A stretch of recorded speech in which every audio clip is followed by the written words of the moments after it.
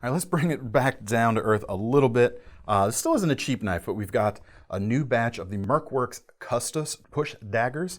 A few different versions. We've got 154 cm and S30V versions. 154 cm coming in at 300. And let's check the S30V. Only 350 for the S30V, so not a huge jump between the two price-wise. Obviously designed as sort of a last-ditch self-defense piece. You've got pretty thick steel going on here, but all the edges are nicely rounded over, so it is very comfortable. You don't feel any sharp edges right there.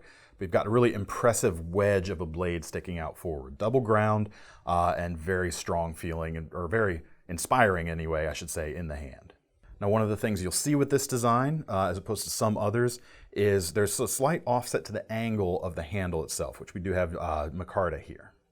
Now, the reason they give for that kind of pistol grip type of look, or design feature, I should say, they say it's to prevent yaw when you're actually using the knife.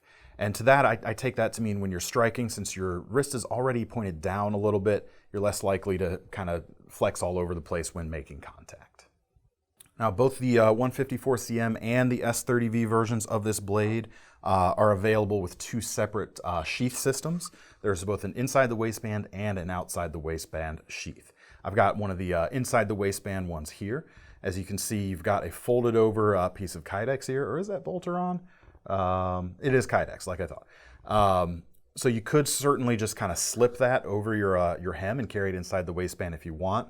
I will say though, if you do that and you go to pull the knife, it is just going to pull the entire sheath out with you. That's why you actually have a molded in belt loop right here. So you can run your belt through there as you slip this inside the waistband, so you can get a nice positive draw and have it very unobtrusive in your day-to-day life.